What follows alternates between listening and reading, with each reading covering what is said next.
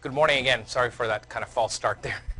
Um, it was a great pleasure to give a talk yesterday, and then we had a very nice dinner with some of the trauma faculty. So thank you so much. I'm really enjoying this visit to such a beautiful part of the country where we don't have that much snow compared to Boston, where we had about 6 feet in the last 2 weeks or so.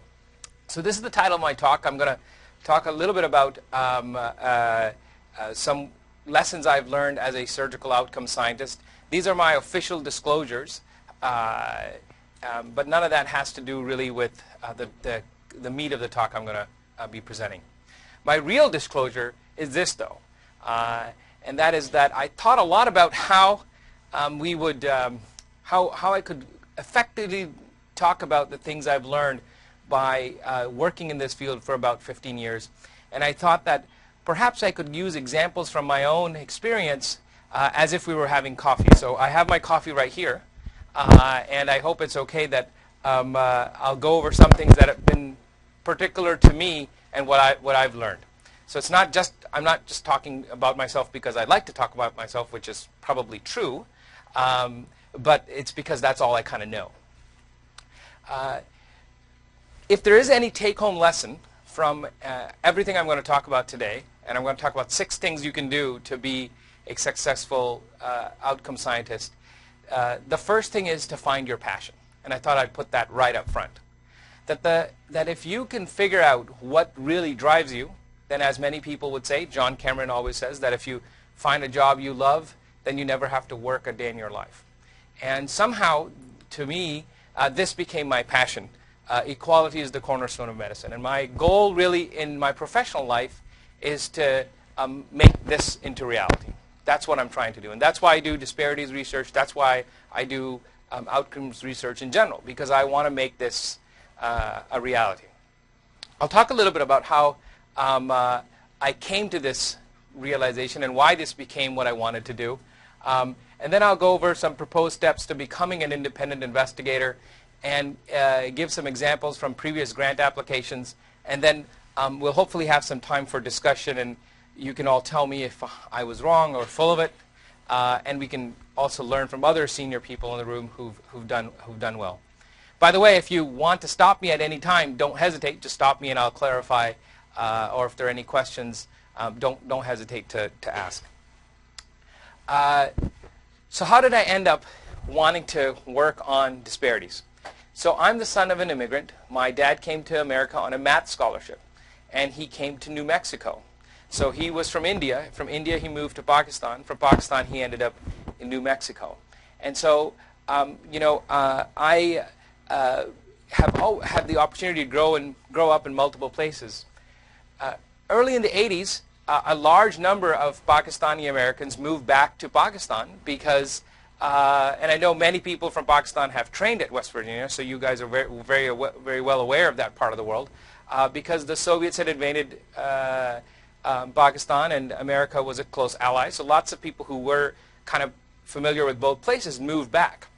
And my family moved back to Karachi when I was 9 years old. So it was a pretty big culture shock. At that time, I lived in Indiana, and so from Indiana, I moved back to Pakistan.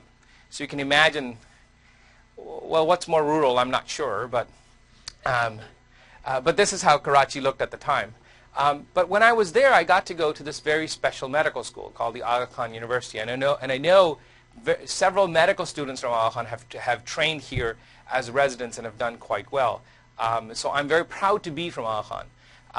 And what one big thing there was that you had to spend 20% of your time learning and thinking about public health. Now, I always wanted to be a trauma surgeon. I wanted to be a trauma surgeon since I was a kid in Indiana. And so over here, I said, you know what, I want to be a trauma surgeon with an impact on public health. That's what I wanted to learn how to do. And so after Aga Khan, I got to come to Hopkins and work at the Center for Injury Research and Policy. So it made a lot of sense, right? I wanted to be a trauma surgeon, so I went to go work at a center that's devoted for injury prevention. And I did my MPH there and learned about injury. From there, I went to Westchester Medical Center in New York Medical College. I was describing how I actually interviewed here for residency about 15 years ago. And as a resident, I tried to merge both the specialties together. I had always wanted to be a trauma surgeon, but I had learned a lot about injury prevention. And so this is the paper that we wrote with some colleagues, Injury Prevention Priority Score. It was a score to help prioritize your injury prevention initiatives and needs at your own trauma center. So this was kind of my first attempt at merging what I knew from public health into trauma surgery specifically. And I know there are people here who probably run the trauma registry and so on, right? We used data from the trauma registry to build the score. So this is my first foray into using trauma registries. After residency, I moved back to Hopkins, where I wanted to go train as a trauma surgeon, and this guy trained me. He was the chief of trauma back then, Eddie Cornwell, and now is the chair of surgery at Howard University. So now you can see it, right, how it's coming, how I became a racial disparities person. And then I wanted to be trained in science by Ellen McKenzie, who was a health policy expert and ran the Center for Injury Research and Policy at that time.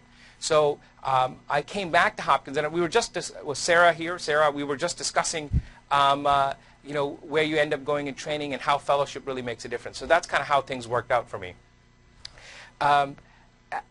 After I finished training, like many young Americans, I wanted to give back, right? I was a son of immigrants, as I was talking, and I had seen different parts of the world. And I said, okay, well, I want to do something different than going into private practice. So I went to Africa. I got to work on some really amazing cases. I spent some interesting time there. I felt really much at home. But then I came back to Baltimore, and Eddie Cornwell said these very famous words, which I will never, ever forget. And he said, you don't have to go to Africa to take care of poor people. You can do that right here in Baltimore. And that's kind of where this all grew, this whole idea of looking at disparities and trying to make equality the cornerstone of medicine. So that's kind of been my personal journey of why this all happened. Yesterday I talked about the first paper that we published when I was a fellow, and this was talking about disparities amongst children. And some people really like this. It won the Surgical Forum Excellence in Surgical Research Award. I was a fellow back then. That's with my chair, Julie Freischlag, at the time. And she hired me right after I won this award, by the way, on faculty. So it was a really good thing. However, some people did not like that work at all. When this was published in the Journal of Trauma, you can see the editorial. Their conclusions could have unintended consequences and are an insult to those who take care of injured children. Right? And this is the kind thing that was said. What happened in reality was that when I presented this, the guy from the back of the room screamed at me, and LD Britt was moderating the session. So let me just put this in perspective. This is back when you could present the same thing at the AAST and the Surgical Forum. So this was being presented at the AAST as an oral presentation.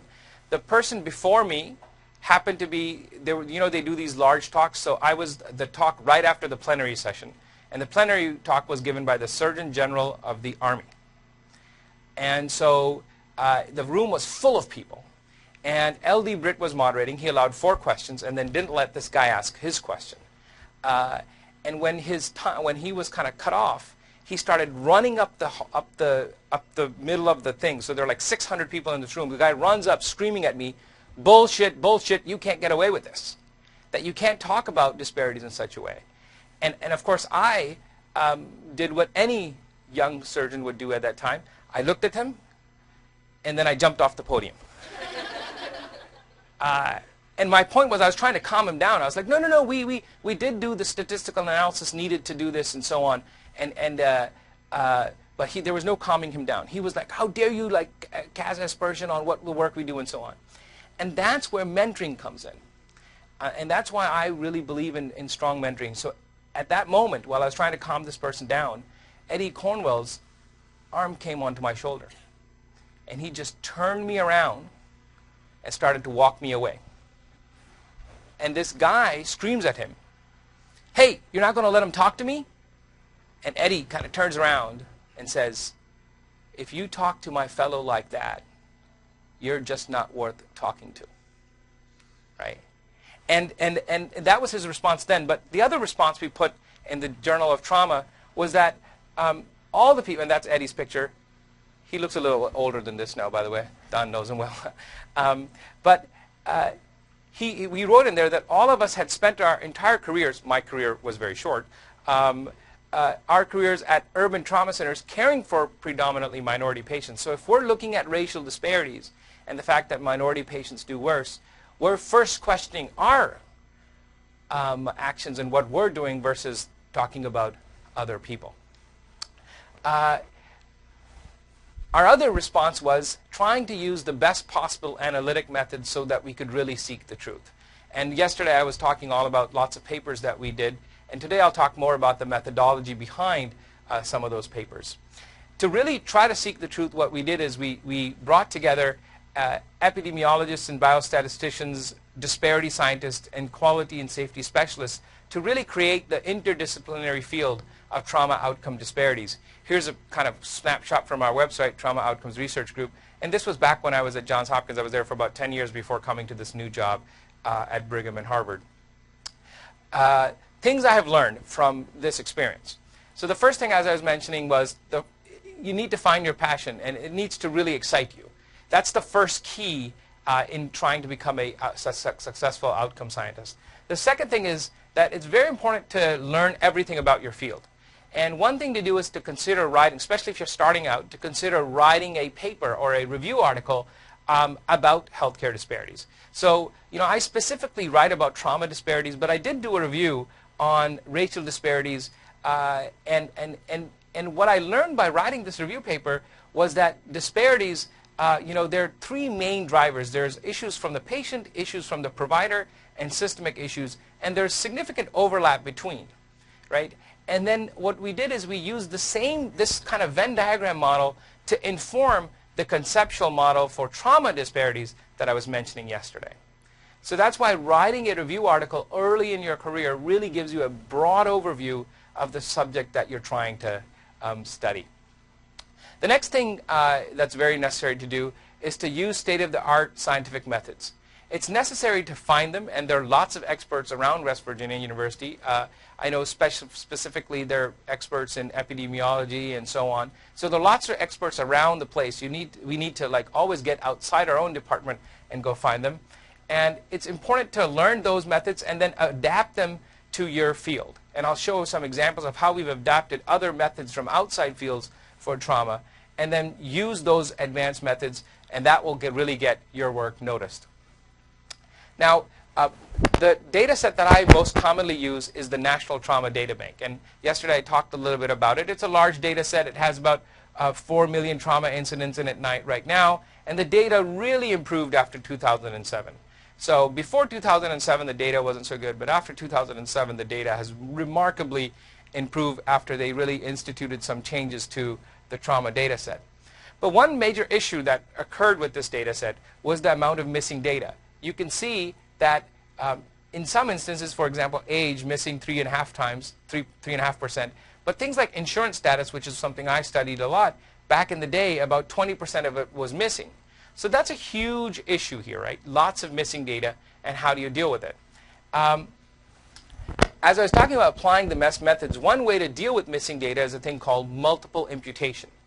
And I didn't know a lot about this, but turns out that I had a smart MPH student, and I was like, hey, why don't you learn a little bit about imputation, and I'll learn with you, and then we'll apply that technique to our National Trauma Data Bank.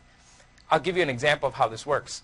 So suppose you have 5 of records, right? Patient number 1, 2, 3, 4, 5. And there are 5 pieces of information for each patient, right? Age, race, insurance, injury mechanism, and injury severity. Now, you're only missing 2 things here. One person's injury severity and one person's insurance status, right? So if you think of it, there are 5 times 5, 25 pieces of information. You're only missing 2 pieces of information out of 25, correct?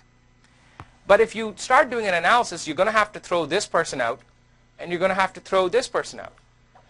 So you're going to lose 40% of your patients, even though you're only missing 2 pieces of data. Does that make sense to everybody? Okay? So that's a lot of information wasted that you need to figure out. We could do better. We should do better with this.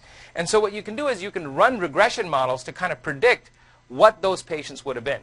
So you can predict that if there's a 21-year-old guy who happens to be black, who got shot with a very high injury severity, with a high velocity weapon or something, most likely that person doesn't have insurance. And you don't just estimate this, you run regression models on the rest of your data to predict what it would likely be. Okay? And you don't do it just once, you do it many, many times. And that's the whole idea of doing it multiple times, multiple imputation, 1, 2, 3, 4, 5. And there are special rules on how you apply this statistically. And then you end up with a data set that has now complete cases. And the way we've been using this is that we take the data that we have, we analyze all the cases using imputation, we analyze the cases with complete data only, and then we look at the results. If they're similar, then we think that the missing data did not impact your findings. We don't say that, oh, we're going to change the way we're looking at something because of imputation, but certainly we use it as a sensitivity analysis to ensure that missing data didn't impact what we were doing. Does that make sense to everybody? Right? So that's just an idea of how you take a previously used technique and apply it to your own work. And this is then became Tolu Oyutunji's. He was one of my first research fellows. It became his capstone project. You can see that's his first authored paper. Tolu was another international medical graduate. He had gone to medical school in Nigeria, did his MPH at Hopkins, and then ended up doing his residency with none other than Dr. Cornwell at Howard University. He did a great job and was the first person from Howard University in 23 years to match into pediatric surgery. And now he's in Kansas, and I'm working really hard to recruit him to Harvard to come work with me.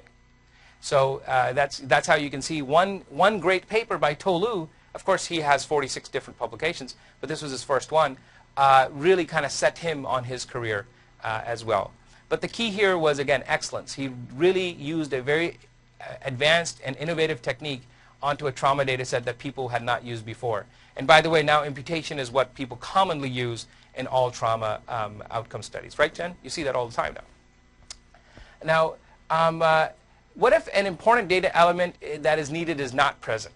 So for example, we wanted to do a study of older trauma patients in which controlling for comorbid conditions is vital. So most of the studies that we had done in the National Trauma Data Bank, we would cut the patients off at age 65 and above, because the National Trauma Data Bank does not have good information on comorbidities. So we would say, okay, we're only going to look at younger patients where comorbidities are probably not that big a problem. But then we can't look at trauma amongst older people. So what we did is that we said, you know what? There is a data set where you have good information on comorbidities, but you don't have information on injury severity. So the issue is that the NIS, the Nationwide Inpatient Sample that we wanted to use, doesn't have good information on injury severity. But turns out that there was this group by Turner Osler. They created this program called the ICD Program for Injury Categorization, called ICD-PIC. I didn't make this program. Turner Osler did. And what we did is that we applied that data program to this data set, and then came up with injury severity scores and this other thing he created called the Trauma Mortality Prediction Model. So he came up with these things, and we used that to come up with injury severity scores. And then from Stata, we were able to develop Charlson Comorbidity Indexes. Again, a program not written by my group, but written by a group at UCLA, all open source. And then we take other selected variables, and we create a study data set. So we take the nationwide inpatient sample that is not designed to look at trauma patients, but used other open source information to figure out how you could use that for trauma, and then use that in studies. And here's Caitlin Hicks. She is now a third-year resident. Her first authored paper in Annals of Surgery, presented at American Surgical, explaining the paradoxical relationship between disparities among older patients. So it turns out, and this is a very interesting finding, that among older patients, patients above 65, racial disparities actually invert.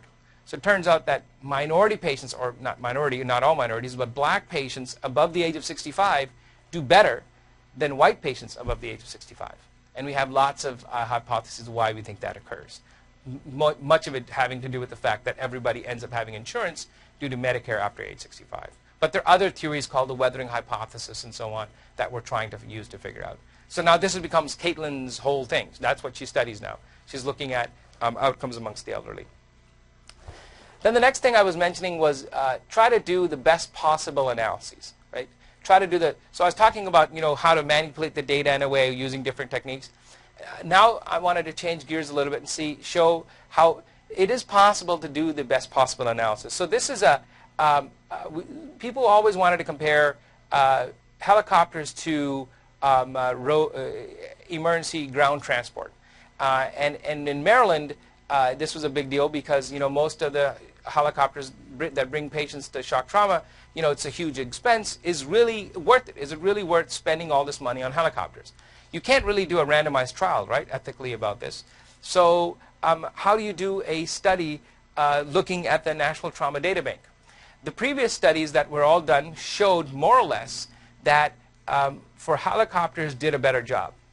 They more or less show that, but there's a huge issue in that there was a major selection bias in the treatment assignment. So what I mean by that is that, when the trooper goes to the scene of the crash and decides, I think this person needs a helicopter versus not, there are lots of subtle things that the data sets can never pick up in why this person called that. And it's very important to control for confounding due to selection bias. Does that make sense to everybody? Right? And so we needed to be able to figure out how to control for that obvious confounding that would occur that you couldn't have done before. And the way to do that was a thing called propensity scoring. So first what we did is that we used all the techniques that we've known to do, logistic regression, GEE with clustering, and then propensity scoring. What we did is we looked at the comparative effectiveness of HEMS or helicopter versus ground, and we did it in 3 different ways. And the main thing here was propensity scoring, and the propensity scoring technique is known to really decrease the amount of confounding due to treatment intention. And so what we found here is that if you look at the unadjusted mortality, it actually was higher for helicopters, which makes sense because the helicopter patients are obviously the sicker patients, correct? So unadjusted, the helicopters did worse. When we just used the standard regression, we got results similar to previous authors, about 30% increased odds of survival if you use a helicopter, right? However, when we used control for clustering, again, about 30% increased odds. And by clustering, I mean controlling for the differences in outcomes between different trauma centers. So some trauma centers do better than others and so on. But then we did propensity score matching, and we found still a positive effect, but a little bit lower effect.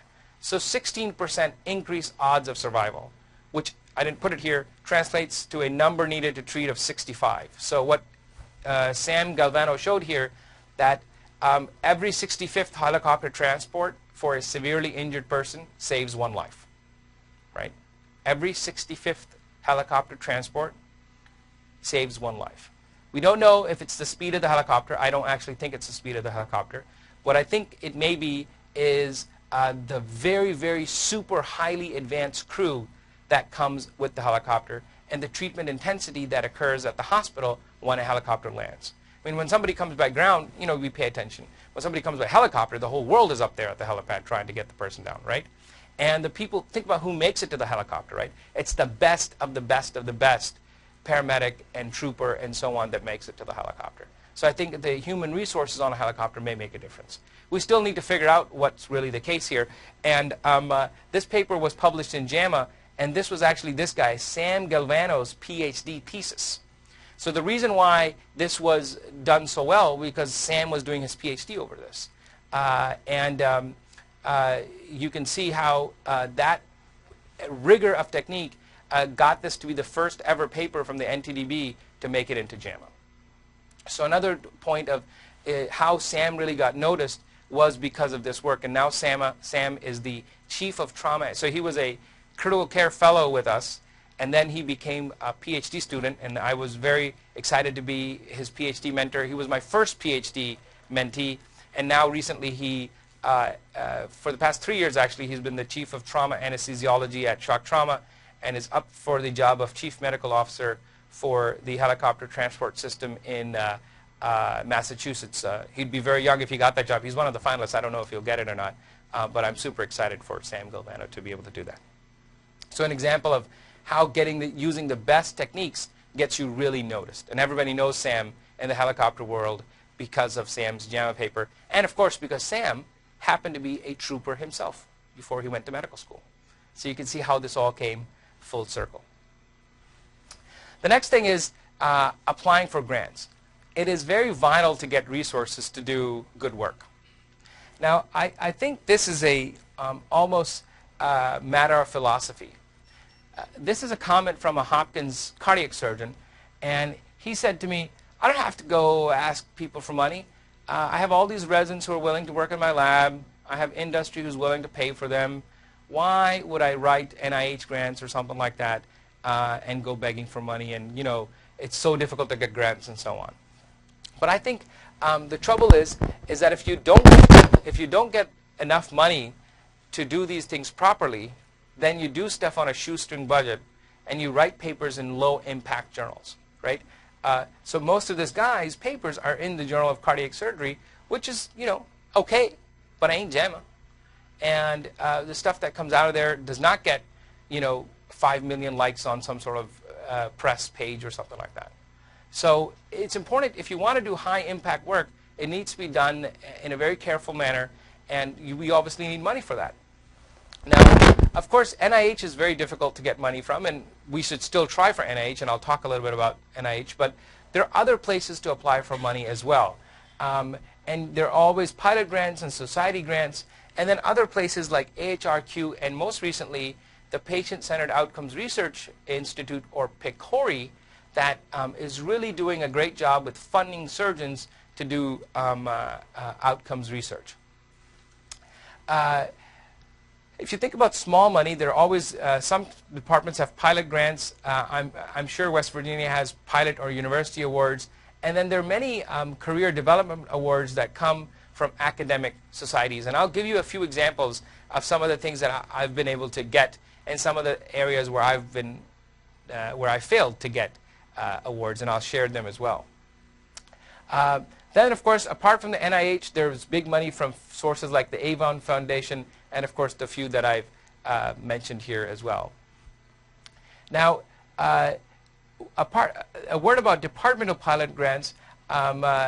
Many a times when departments do these, or when universities do these, you know, you have to earn them. So even though if you have a great idea, you know, people are usually in the pipeline that are going to get them before you. So I applied at Hopkins, and of course was turned down the first time. But the next time I applied, they said, okay, he's still on this whole disparities bandwagon. This was my first grant, my pilot grant, and it was called Unconscious Bias Among ICU Providers. That was the first grant that I ever did. And you can see this whole team of getting grants in the field that I have done work in. The next thing is to look at private or academic foundations. And many foundations have these kind of grants. And the key to getting a grant is to ask people who've got the grant from that foundation to see if you can see their grant. You know, I asked this guy, Dori Segev, I'm like, hey, I know you've gotten this grant from this foundation. Would you, what was the key to get it? And Dori's like, and for anybody who knows this guy, Dori Segev, you've heard of him, he's kind of abrupt, and his response was, dude, don't waste my time. And 2 minutes later in my inbox was his grant. Right? So he was abrupt with me, but he let me see his grant, and that was really helpful to see what they're looking for. If you're writing a career award, and many of us will end up writing these career awards, it's very important for the reviewers to feel like they're really adopting you, right? So remember, if you're writing to a career award at the NIH or any of these foundations, they want to feel like, you know, you're going to be part of who they are, and that you're going to advance the mission of their society, and that you're going to be a real player in the world that they function in. So it's very important to kind of make sure that you seem like you've drunk the Kool-Aid, and that your grant is very responsive to what they're talking about. They really want to fund somebody who's going to be their president in 20 years. So I know Dr. Knight does lots of stuff for East, but that's kind of what they want, right? For East, that we have this Orion's Award, which I know you've been involved in. They want people to be part of East who are going to be future leaders of East. And that's why they want these awards to be written very specific to what they do. This is an example of an award that I applied for back in 2010, and it was the James Carrico Faculty Research Fellowship for the Study of Trauma and Critical Care. By the way, I had been, my hospital told me I couldn't apply in 2008 because you needed 50% protected time, and they weren't willing to give it to me then. In 2009, I applied, and I was rejected. And then in 2010, this is how my application looked like. So I put this thing in. Of course, I showed their previous investment. So because it was from the American College of Surgeons, I put in my application how I had won different awards through the American College of Surgeons. And then I wrote all the stuff that I had done for the college. And then I wrote about my previous funding and so on. So I kind of made it that, you know, look, you've already invested in me. Maybe you could invest a little more.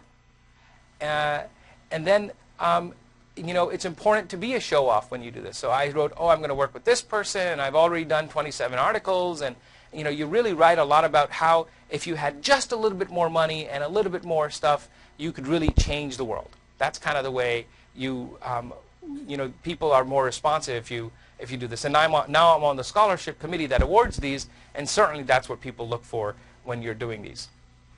The other very key thing in any of these awards is to have a very clear departmental chair letter. And the departmental chair letter, like I was saying, in 2008, they were, you know, I needed to do more clinical work, so I couldn't get a letter.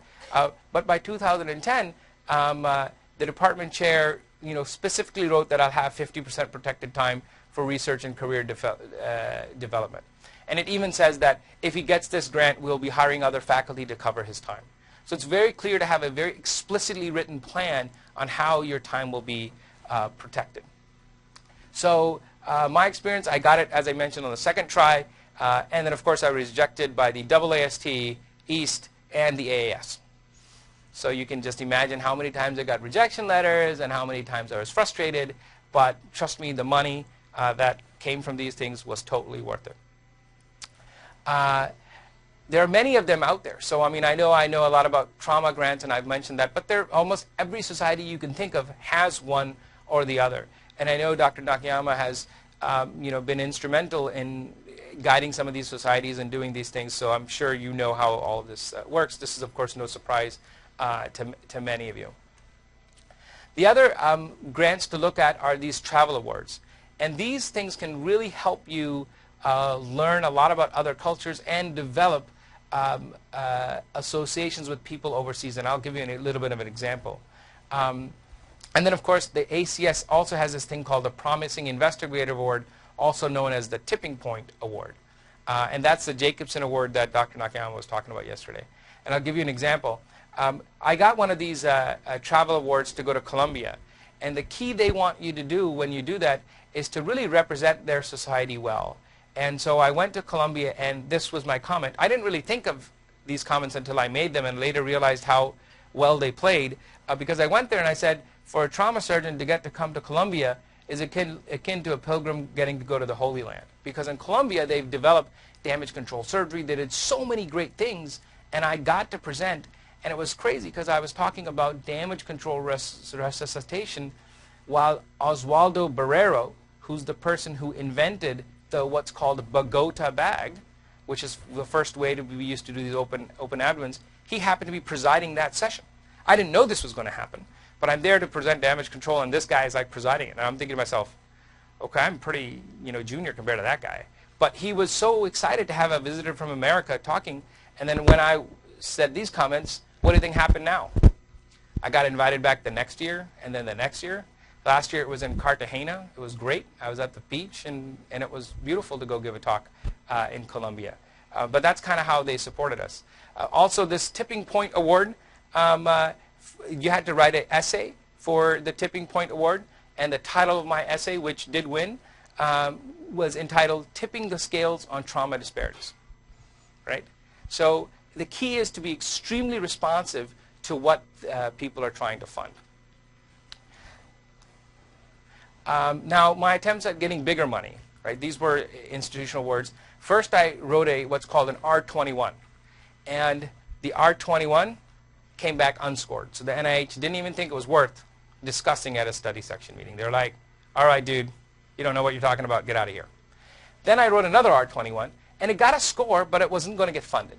They did discuss it at a study section, but they didn't think it was good enough. Then I said, okay, I'm going to change my tactic. And by this time, I had learned a lot of these techniques. And so this time, I wrote a career development award, and I said, I want to understand mechanisms that lead to disparities in trauma outcomes. And I talked about how I had an MPH, and I was a trauma surgeon, but I know nothing about social justice. I know nothing truly about bias and all the other things that I need to learn. And so I need to have a career development award where I'll spend some time learning that. And that they said, okay, we believe that you don't know enough, and that we'll fund you for that. So that's kind of how, and you can see the whole background. And the reason why I bring this up is, and I wanted to talk a lot about my background, was that you could see how the entire background and everything I had done had made me a candidate for that kind of an award. You can see. Now, if I had a different story, I probably wouldn't be a good candidate for that award. Then, of course, comes back to why this became my mantra: equality is the cornerstone of medicine. Because I've been talking about this and so on, of course, I've been applying for larger grants, and recently I'm very excited we got this large $10 million grant from the DoD to look at outcomes among military personnel. This is the first grant I got as I came to Harvard. But before that, I'm even much more prouder than that larger grant for this one. It's called the Equality Study, and this study is something that I was inspired to do by our real estate agent. So those of you who were at dinner yesterday, I was talking about how we bought this aspirational home, if you would call it, in Baltimore, and then I got this new job in Boston, so now I had to leave that great, beautiful home, and we only lived in it for like 3 or 4 months. But this real estate agent who I was working with, he happens to be gay, and he had diverticulitis. And so the story goes that he calls me and says, I got this belly pain. I won't be able to make our appointment today. And I say to him, hey, come to my ER. I'll take good care of you. And he's like, no, I don't want to come to Hopkins. I'm just going to go to the small ER near my house, and I'll get checked out. So he goes there. They do a CAT scan. They say he has diverticulitis, and they send him home. So then I talk to him 2 days later, and he says to me, hey, doc, can I be with my husband? Now, Maryland has marriage equality, so he's married to a guy. And he's like, and I'm like, what do you mean? He's like, come on, doc, you know what I mean. Can I be with my husband? And I said, why? He's like, well, because I have diverticulitis, and I read on the internet that's inflammation of the colon. And I said to him, sure, you can be with Ken, but, and I explained how that wasn't a problem. But by the way, why don't you just ask the ER doc who treated you for your diverticulitis? And he says to me that I would never tell an ER doctor that I'm gay because I don't know if that ER doctor is going to be a bigot against me, because I don't know that ER doctor, and maybe they'll treat me poorly. And that when you go to a primary care person, you can select who you're going to, and you can ask around and make sure that person's person who would be comfortable taking care of you with your sexual orientation. But when you go to the ER, you don't know who you're going to get. And I was like, wow. Sarah, would it be okay if I wrote a grant about that? And Sarah said, sure. And I literally wrote the story of Sarah in the grant. Right? Now, how scientific is that? But the point is that it gets the message across. Right? And that's where this whole, so then PCORI, the Patient-Centered Outcomes Research Institute, the NIH would have said no. But because the Patient-Centered Outcomes Research Institute is all about patient-centeredness, and they're the fastest growing governmental agency that's funding stuff right now, they said sure. And the whole study here is to come up with a way, to come up with a patient-centered way to ask about sexual orientation and gender identity, by the way, as well, which is another important thing, in the emergency department. And all stemmed from Saro's mentioning his diverticulitis to me, and I wrote that story in there. Now, why do we need money? The reason why we need money is because primarily we need to do a lot of things, but you need to have the right staff to do it. And I just show you who the people are in this study. This is Maya. She's one of the research assistants. That's Ryan. He's another medical student taking some time off to do it. And that's Lisa Kodatek. These are the assistants and research fellows. Lisa's taking 2 years off. She's a surgical resident. Who are like doing all the running around work to do the study and going around collecting information, doing interviews, and so on. But behind that, Since this is about data collection, you need an informatician. So this guy is 20% funded on that. He is the computer person. This is a patient. So we thought having a patient's perspective is very important. So we funded a patient to be part of the study. Alicia is another person who's developing how we ask these questions. She's doing her PhD. She's funded on this. Then we have a patient's preference person, Claire Schneider. Then we have an ER physician. Then we have one of the world's greatest experts in LGBT health. Then we have an epidemiologist. Then we have a project director who puts all this together. So you can imagine how much staff it requires to run a study of this, and that's me, to run a study of this nature. And they kind of do most of the work, and I just get to come and talk to you all about it, right? But that's why you need $2 million to do this kind of work. Then finally, in the last 10 minutes or 5 minutes or so, I want to just talk about how important it is to go to works in progress meetings and collaborate with other people. So this is an example of a works in progress meeting that I used to have when I was in Baltimore. The ones in Boston look very similar, except that the rooms are maybe prettier and so on. And one day, one of the persons over there presented this paper in the LANCET. And it talks about systems and effect on outcomes after injury. And it talks about international stuff.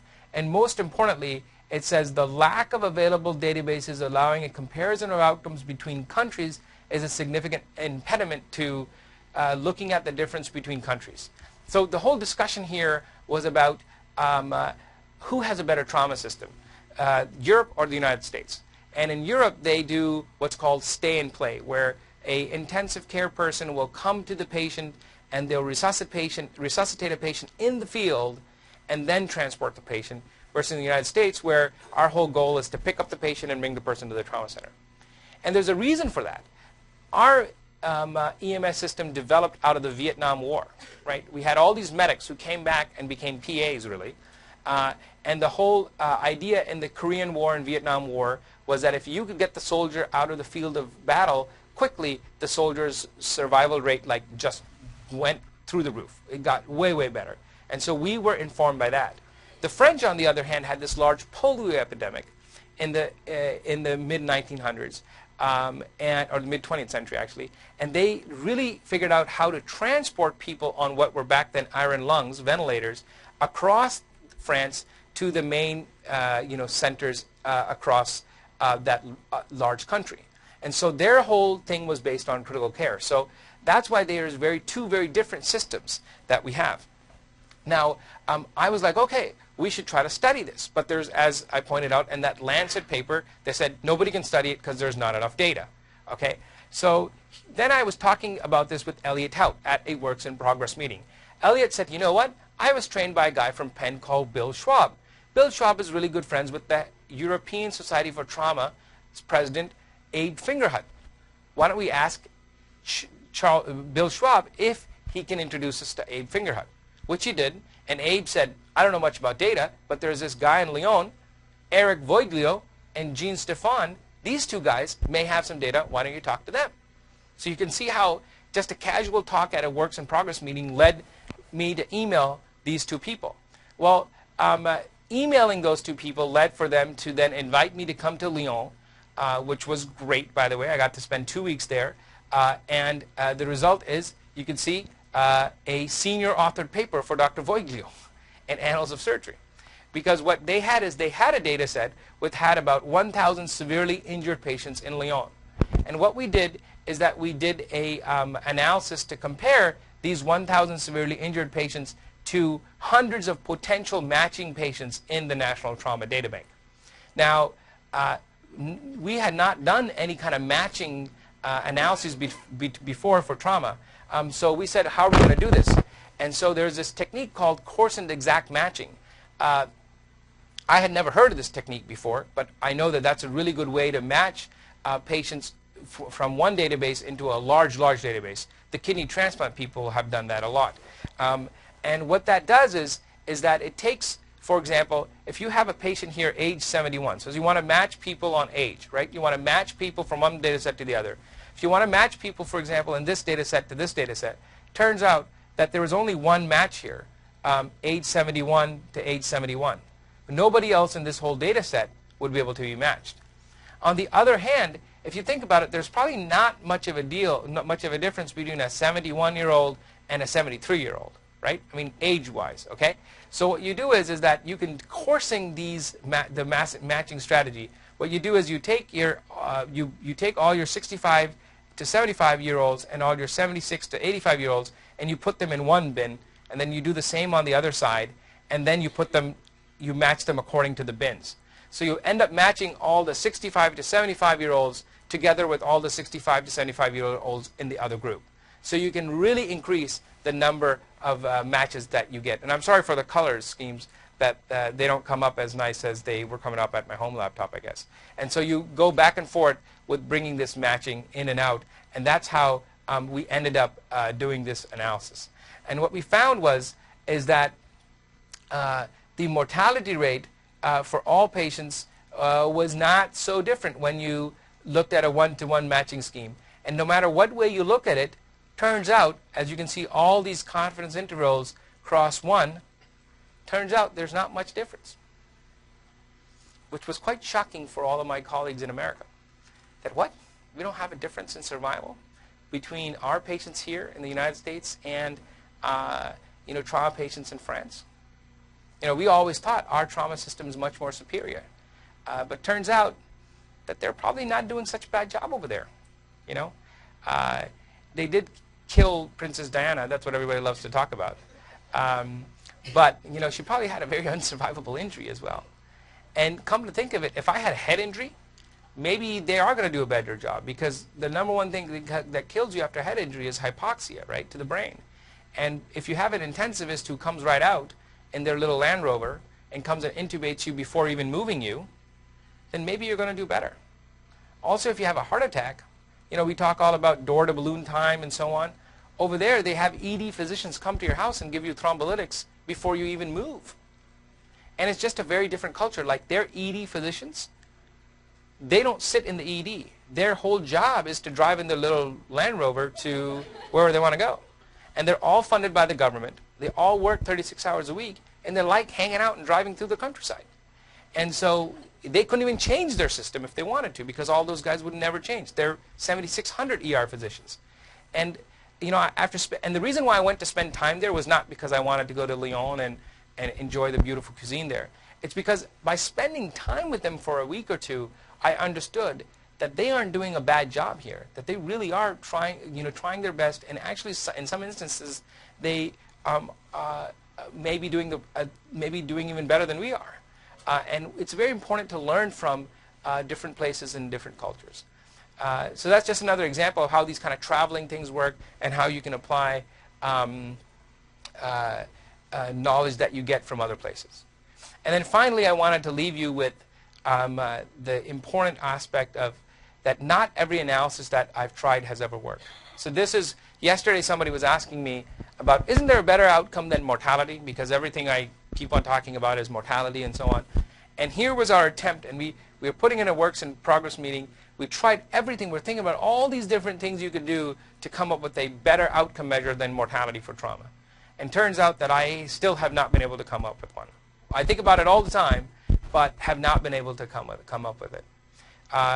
But as Michael Jordan said, and you can read his very famous quote, that he's missed more than 9,000 shots, and 26 times he was handed the ball to make the game-winning shot and lost, right? And was not able to get to net the basket. But still, he's undoubtedly one of the greatest basketball players that has ever lived. And this great thing is that he's failed over and over, and that's why he succeeds. So just to show you the conclusion here, the path to independence, in my opinion, is you first can write a review paper, then create and find the best data for your thing, learn to apply the best possible methods, get funding to do high-quality work, be very collaborative, and that will hopefully lead to success. But then, of course, never hesitate to go back to the drawing board. Obviously, not everything will succeed. So thank you very much. It's been a great pleasure to be here.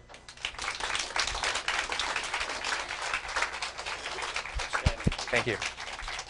Overall, our heads are spinning with respect and awe, because I think that this, like I said, this is Adil is a leader in the UBEG and field of surgery that I think is going to provide insights in the 21st century. Any questions? Haider. I have two questions. First, regression disparities. What do you see are the main components? My second question is, in your research, have you found that racial disparities are increasing, decreasing, or staying about the same? Can you repeat that? So the first question, I wasn't entirely sure about the first question. Maybe you can clarify what you're trying to ask. That's the reason why I'm asking. What have you found in your research to be the main components of racial disparity? You mean as in causes or drivers? Okay. So I think certainly access to high quality care is probably one of the main drivers for disparities. As in, a lot of minority patients end up going to hospitals where, because of all the pressures on those hospitals, primarily not having enough insured patients to offset the costs of the vast majority of uninsured patients, those hospitals are unable to improve their quality. And as other hospitals over the past 10 years have made leaps and bounds in improving outcomes and so on, those places have kind of been left behind. And that's one driver that, when you look overall, turns out that there are a lot of disparities, because turns out that a lot of minority patients end up going to those hospitals.